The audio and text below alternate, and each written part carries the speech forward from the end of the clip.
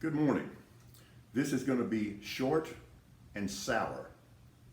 Don't tell me that what happened on the 4th of July was an aberration. Don't tell me that was an exception. Don't tell me that that's not really who we are. It's exactly who we are. It's exactly who we are.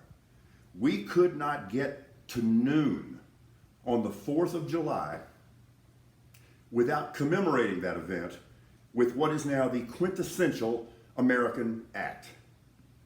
Not hot dogs, not apple pie, not baseball, not swimming, not fireworks, hosing people down with a killing machine. Because that is now our identity. Don't tell me that's not us. That's exactly us. That is who we have become. And we become that because we chose that path. This is not a plague that has been visited upon us. We have chosen this path. It's exactly who we are. I love this country. I will never stop working for this country.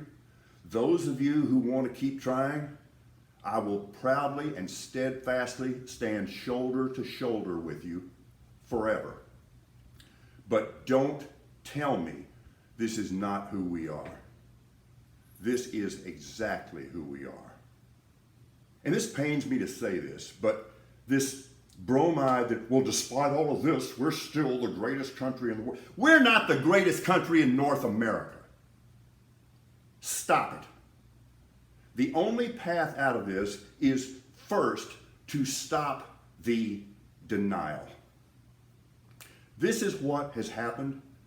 This is all about our collective distortion of the notion of freedom. We saw plenty of evidence of this during the pandemic. Freedom is not a jackass license. Jackassery cannot be excused in the name of freedom. What we're seeing has got nothing to do with freedom. It has to do with selfishness.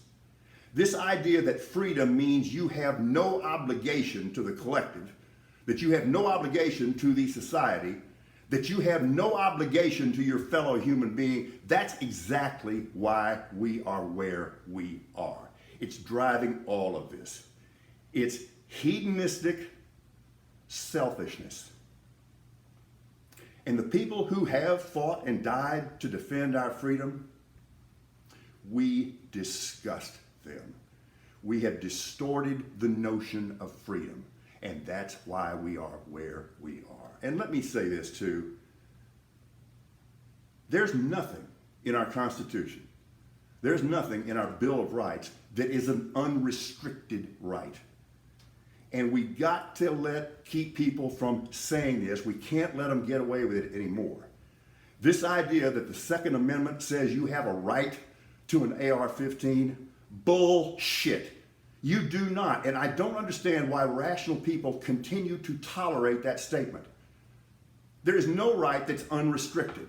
And you don't have a right to an AR-15 any more than you have a right to a suitcase nuke or an ICBM. It's ridiculous. And look at the actual language in the Constitution, including that first clause and the comma. You do not have a right to an AR-15. I love this country. I ain't gonna quit on it. I couldn't if I wanted to. I'm not wired that way. But the first step on the path out of this is to stop the denial. We suck. We're radically rational.